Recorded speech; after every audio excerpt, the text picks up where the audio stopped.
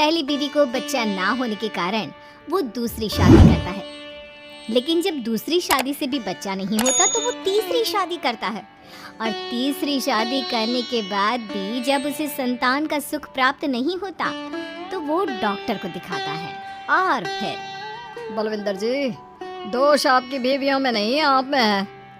आप में ही कुछ मेडिकल रीजंस की कमियां हैं जिनके कारण आप कभी भी किसी बच्चे के बाप नहीं बन सकते। अरे बाप रे, ये तो घोर समस्या हो गई। एक बच्चे का बाप बनने का मेरा सपना था और आज वही चूर चूर हो गया।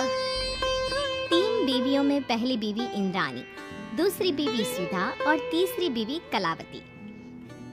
मुझे एक माँ बनने का सौभाग्य प्राप्त करना है। मुझे भी, इसीलिए तो मैंने शादी की थी। अरे लेकिन अब किसे पता था कि हमारे पतिदेव में ही कमी होगी। अब हम क्या करें? हम एक बच्चे को गोद लेते हैं। तीनों एक बेटे को गोद लेते हैं जिसका नाम प्रमोद रखा जाता है। 20 साल बाद अब तीनों भी बूढ़ी हो चुकी होती हैं। बलविंदर भी बूढ़ा हो चुका था। प्रमोद एक अच्छी नौकरी करता है। उसकी शादी की उम्र हो चुकी थी, इसलिए तीनों माएं प्रमोद की शादी पाखी नाम की एक लड़की से करा देते हैं। शादी के बाद बहू पाखी की पहली रसोई की रस्म की बारी आती है। मेरी प्रिय 3 सासू माओ, आज मेरी पहली रसोई है। बताइए क्या बनाऊं? क्या पसंद है आप तीनों को? बहू तू ना कढ़ाई पनीर, सूजी का हलवा और पुदीने की चटनी बना दे। अरे नहीं नहीं, ये क्या पसंद है? अरे पाखी बहू, तू छोले भटूरे, सरसों दा साग और मक्के दी रोटी बना और पंजाबी लस्सी भी बना दे। ओफो, सच में मेरी सौतन हो। खाने के मामले में तुम्हारा टेस्ट और चॉइस दोनों भी बकवास है। बहू, नॉर्मल सिंपल सात्विक भोजन बना दो और हलवा पूड़ी खीर का भोग चढ़ा दो भगवान को मंदिर में। अरे कैसे तुम दोनों अपनी मनमानी कर रही हो? मैं तुम दोनों से पहले आई थी बलविंदर जी के जीवन में, और तुम दोनों से उम्र में भी मैं बड़ी हूँ। इसका मतलब मैं पाखी बहू की बड़ी सास हुई? नहीं, उम्र बस एक अंक होती है। मैंने सबसे ज्यादा देखभाल की है प्रमोद की, इसलिए मैं एक सास होने का ज्यादा हक रखती हूँ। पाखी बहू, तुझे मेरी बात माननी होगी। नहीं, तू मेरी बात मानेगी। जो मैंने कहा है वही तू करेगी। नहीं, मेरी बात मानेगी वो। नहीं मेरी। तीनों सास आपस में चिल्लाने लगती है और फिर वहाँ पर बलविंदर और प्रमोद आ जाते हैं। अरे ये क्या बिल्लियों की तरह लड़ रही हो तुम तीनों सास? बाकी बहू को घर में आए पूरे 24 घंटे भी नहीं बीते हैं। बाकी तुम एक काम करो, तीनों माओं की कही गई डिशेस में से हर एक की 50-50% डिशेस बना दो। लेकिन लेकिन लेकिन बस, अब प्रमोद ने कह दिया सो कह दिया। तुम तीनों अब झगड़ना और बहस करना बंद कर दो। पाखी तीनों सासू की कही गई आधी आधी डिशेस बनाती है और इस तरह अपनी पहली रसोई की रस्म पूरी करती है, जिसके बाद उसकी तीनों सास उसे शगुन और नेक देती हैं।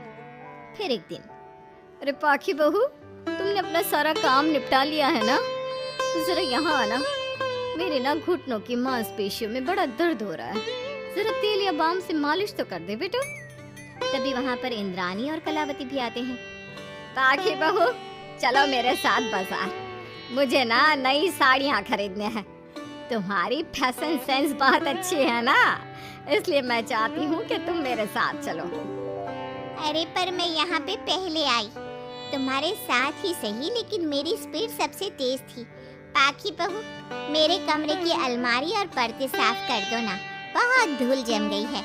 मुझे खांसी भी आ रही है।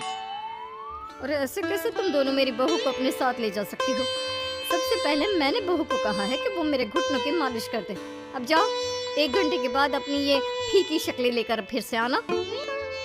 सुधा मैडम, ज्यादा ना बोलो। पाखी बहू को तुम दोनों से ज्यादा नेक दिया है मैंने, इसलिए पाखी बहू तो मेरा ही काम करेगी।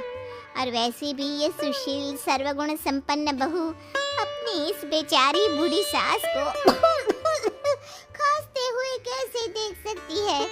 क्यों पाखी बहू? हाँ पर नहीं पाखी बहू, तुम इन दोनों की भावनाओं के जाल में मत फंसो। और रही बात शगुन और नेक की, तो रिश्तों को प्यार के भाव से तोला जाता है, ना कि पैसों के भाव से। मतलब ये कहीं के। ओ इंद्राणी, ज्यादा मत उछलो, पता है कौन कितना मतलबी है। उफो, अब फिर से आप तीनों मत शुरू होइए। मैं आप तीनों की काम करूंगी, लेकिन बारी बारी। सबसे पहले सुधा सासू माँ का, फिर कलावती सासू माँ और फिर इंद्राणी सासू माँ का। इसके बाद तीनों सासू में फिर से लड़ाई और कहासुनी छिड़ जाती है। फिर एक दिन जब पाखी घर का किराने का सामान लेने बाहर निकल रही होती है कि तभी बहू, मुझे ना मेरा पुराना संदूक नहीं मिल रहा, तू आकर ढूंढ देगी क्या? अब ठीक है इंद्राणी सासू माँ। पाखी इंद्राणी के कमरे में जा ही रही होती है कि तभी उसे सुधा रोक लेती है, हाथ में खूबसूरत साड़ी लिए।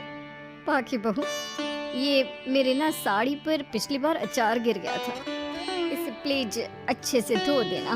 वो कल शाम को विमला जी के बेटे की शादी में जाना है ना, एक ही बार पहनी है ये साड़ी मैंने।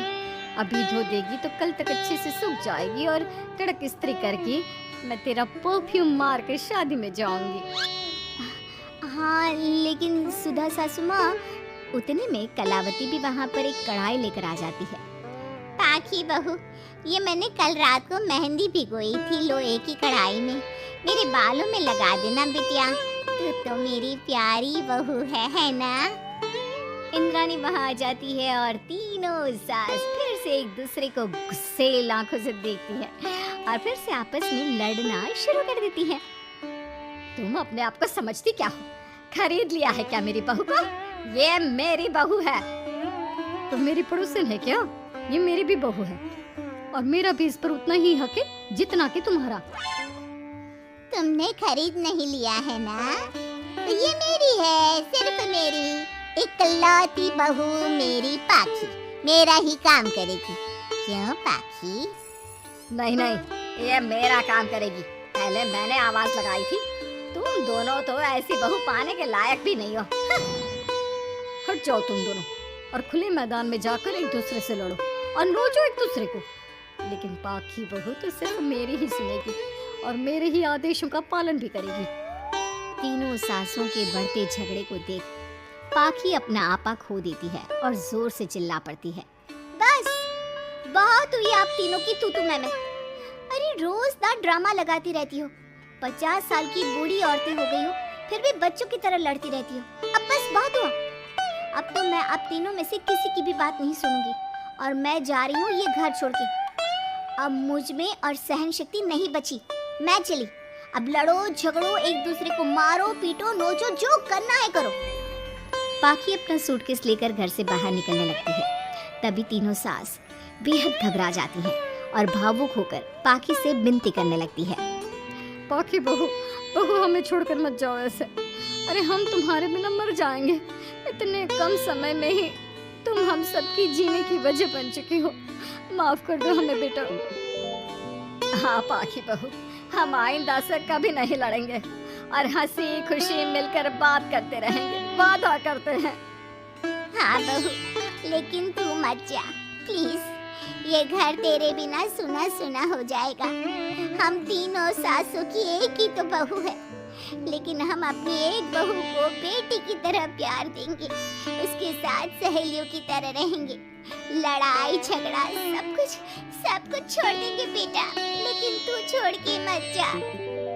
अपनी तीनों सासों को भावुक देखकर पाखी की भी आंखें भर आती है और वो उन तीनों को माफ कर देती है और उनके गले लग जाती है। इसके बाद तीनों सास अपनी एक बहू संग खुशी से मिलजुल कर रहती हैं और आपस में जरा भी लड़ाई